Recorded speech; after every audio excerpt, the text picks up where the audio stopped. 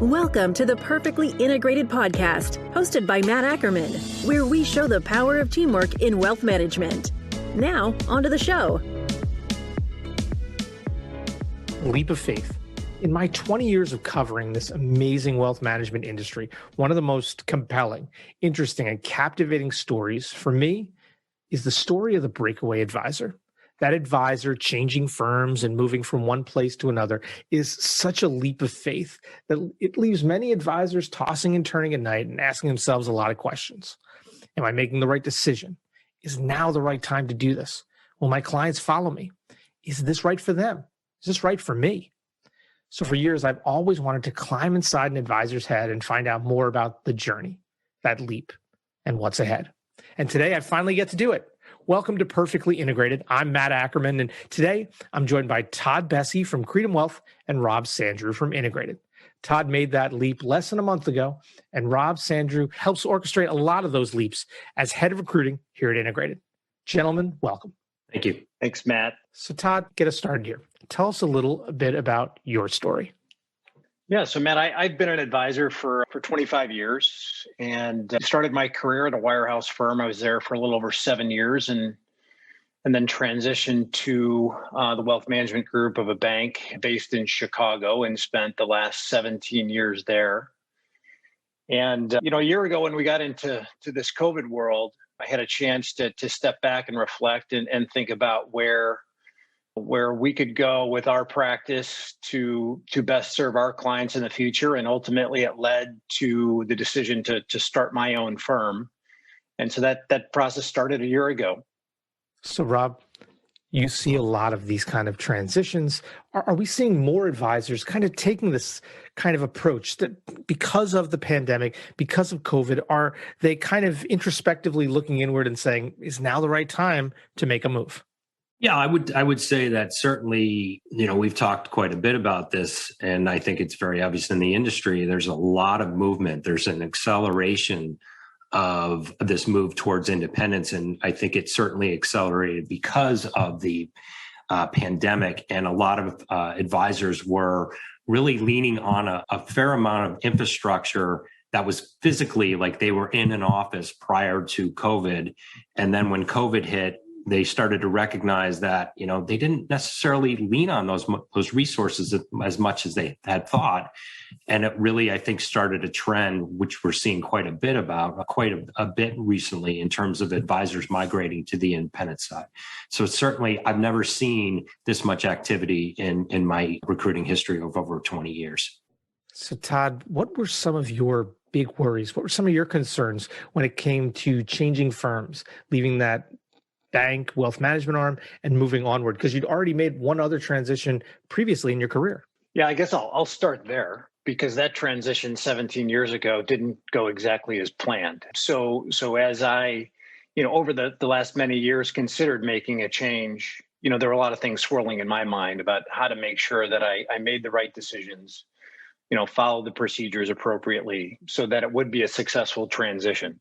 So I think, as I went through this process, it was number one, making sure I did it the right way, followed the procedures, certainly didn't want to get into any, I guess, legal issues, if you will, right, in the transition, and I had great respect for the people that I'd worked with over the last 17 years. So I wanted to do that the right way. Number two was finding the right partners, to make sure that I had the support to transition my business, all the pieces in place that I needed to do the best for our clients. Looking ahead, I think another concern we had was just the enormity of the task, right? You think about doing a transition and we had over 150 households, many accounts, and just staring at that going, oh my God, this is going to be a big, big task. So that, and then lastly, I think what anybody would be concerned about is what are your clients going to think when you pull a plug and you walk out and say, all right, I'm hanging my own shingle and starting my own firm.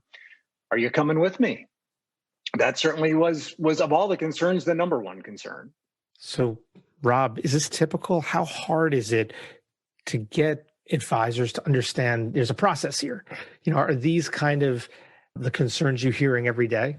Most certainly. I mean, quite frankly, if we're not hearing those concerns, I view that as a very big flag that the advisor has not spent enough time really understanding what the move is and what it entails. I think it's great that there's many success stories out there of smooth transitions and success stories in terms of going independent and really building thereafter. Todd did a really, really great job. He also worked with our friend Ryan Shanks over at FA Match to assist in terms of finding the right partner. And I think Todd did a wonderful job of doing the proper due diligence, bringing in, legal counsel in addition to our legal counsel. And we built collectively a really strong roadmap. And I think part of that is just to, the overall task is quite overwhelming unless you break it down into pieces. And we spent a fair amount of time trying to give Todd and team a sense of, the steps, and, it's a sum of all parts. And let's break this down and really have Todd and his support staff really understand, we've done this before. And, again, let's make sure that we roadmap this out and we take this step by step. And Rob, you talked about weighing, and both of you guys talked about weighing a lot of different options. You worked with Ryan Shanks. You considered a lot of options. Talk to me about that process, Todd. It must just feel like you're the pretty girl at the dance trying to figure out which way to go here. But talk to me about that process of weighing all these options. Yeah, I guess, the one thing I would say on the front end is I've been a member of a group called the Advisor Growth Community for the last year and a half, great group of 150 advisors. And that is, I think, for me, where I gathered a lot of information to start this process. This time last year when COVID began, we had the opportunity to sit back and reach out to a number of advisors within that group who are all an open book, shared how they built their practices, what they do. And I had lots of questions, and all of them were willing, the ones that I reached out to were willing to spend time with me and give me some of their thoughts. And along the way, had the opportunity to connect with Ryan Shanks. So that for me was a starting point, was connecting with Ryan and just talking about, what I wanted to accomplish. And, he was great. We just started with a blank slate, kind of went through the wish list of what I wanted, going forward in building a firm and for our clients. And so Ryan was really, really fabulous in helping me identify where this path should go. And then he's the one that helped identify, a handful of firms that I should kind of, if you will, start the dating process with. And that began last summer. And we really took our time. I mean, I didn't make a decision until right before the end of the year on the final direction and the decision to partner with Integrated. And Rob, there's no one size fits all for advisors when they're going through this process. They're weighing all their options. What are some of the elements of what Integrated offers that really helps, them? What's that tipping point? What are some of the things that helps them make that move to Integrated? Well, before I go there, I just want to say one thing about Todd and the process. Todd, I very much appreciated the due diligence process that Todd, you took with Brian's assistance in terms of identifying the right firm. But a really big component was, as you're doing your due diligence, we're certainly doing our due diligence to make sure that it's a fit for everybody. But we really got to know each other, if I may say, during that process, where it wasn't just about, here's a great fit that I can plug into Integrated and leverage the resources. Culturally, quickly, I think we built a really strong rapport and we look to Todd now as like, this is a wonderful advisor that fits so well within the organization. And we built a friendship and, I'd like to say a level of trust. And I think a fair amount of that is to dig in and make sure philosophically there's an alignment, but also that you're working with an organization that you feel is transparent, is going to be, really do what they say. And ultimately have a level of trust. And like I said, it goes both ways. Absolutely. That trust is everything. Mm-hmm. It's getting to know one another through this process so that ultimately, Todd, you have some peace of mind when you make this decision. So like you said, you make the decision at the end of 2020, and then you begin to go through kind of the steps to make the move. I can remember some of those text messages, us talking back and forth in conversations before the before the leap, tell me, how did things go? How did things go for you as you made this shift? Well, just going back to the comment of leap of faith. I mean, when I made the decision I was going to work with Integrated, they had laid out a transition path in our conversations late last year. And when I made the decision that that's the way I was going to go, it really was just believing in Rob and his team that they were going to deliver, what needed to be done to support our team as we went through this process. And Rob's right. I mean, there certainly was a relationship that developed between the two of us. And what I would just say is this. I mean, Rob reached out to me just about every week. And most of the time it was, how you doing? What questions do you have? What's on your mind?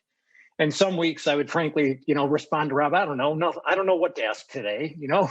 I don't know what's on my mind. There's everything swirling around. But, the next week I might have had 10 questions for him. And, he was fabulous at getting back to me, getting the responses, or bringing in one of his team members that could elaborate on the answers to my questions. And so that's what gave me great comfort as we were marching down this path to our transition date, which was exactly 4 weeks ago today. Todd and I used to kind of joke a little bit about, I'd call Todd up and we're getting closer to, we'll call it D-Day, and he's just even keel. And I mean, I'm so just impressed with his ability to remain calm. And I'd be like, you okay? We good? And just, checking in like emotionally just to make sure he's in a good spot. And, throughout this entire process, I still kid him. I'm like, you are the calmest individual that I've seen go through this process. No matter what's going on, you are a rock, solid as a rock. It was impressive to watch. I tell you, Matt, one of the things that Rob and I had talked about is when we set the target for this transition. I had set a date of April 16th, and Rob said, boy, that's out there in the future a bit. Do you really need that much time? And I laid out for him the reasons for that. I had a couple kids that were finishing up college, and my kids were college athletes, and I wanted to be a part of that as they were finishing their college careers, and just be certain that they were moving down the right path. But what's funny is as Rob and I had more and more conversations, there was this period where I was like, I've got too much time left here. We're ready to go. But, thankfully, I think our team, what we did is we made sure that we had our ducks in a row. And that's what I was saying to our clients after we made this transition was we made a decision at the end of the year of what we were going to do. And we had time to put everything in place and make certain that we knew what we were doing and we're comfortable with the team on the other side of Integrated. And so for us, I would honestly say the night before the transition, I slept very well because I felt very confident that we had done what we needed to do to be ready. And that's what it's all about. Helping you sleep at night, putting that peace of mind, keeping that calm going. And it's something that Rob and his team do incredibly well. So Todd, what's the response been like from your clients? It's been awesome. It's really, this is the thing you lose sleep at night about, right? Is are your clients, are they confident in you? Do they believe in you? And do they want to keep working with you? And, so certainly on the day of the transition, Sharon and I were making a bunch of phone calls and the feedback was awesome. And then of course, later in the afternoon, when clients found out in a much more broad way, from us and from our previous firm, what was happening, then our phones started ringing off the hook. We were getting text messages and emails. And now we were, instead of being focused and proactive, we were reacting to the feedback from our clients. And so it's really been awesome. And I would say as of today, 4 weeks later, we've transitioned, about 80% of our business has transitioned already. Wow. And the commitments are, of clients who are still in the process are there. And so it's been really, more successful than I could have dreamed of 30 days out. I think that the speed of your transition was very impressive, but a lot of that has to do with the prep work that you put in up front. I think that's a really key part, Matt, is, if you were to ask us, like, what's one of the most important things you can do in terms of the transition in and of itself is listen to the transition team. Make sure that you are doing what you need to do in advance. And, we have a fantastic transition team headed up by Andre Peterson. And Andre is really good at just making sure that the advisor and the team really stays focused and executes on what they need to do in advance. And I think, Todd, you and Sharon did an unbelievable job of just making sure that you were executing on the task at hand up front. So that really paid dividends once you were ready to roll. And, here we are 4 weeks later with, would you say, 80% of the assets over already, which is very, very impressive. So Todd, you've gone through the process, through the transition. If you could do all of this all over again, knowing what you know now, what's something that you would do differently?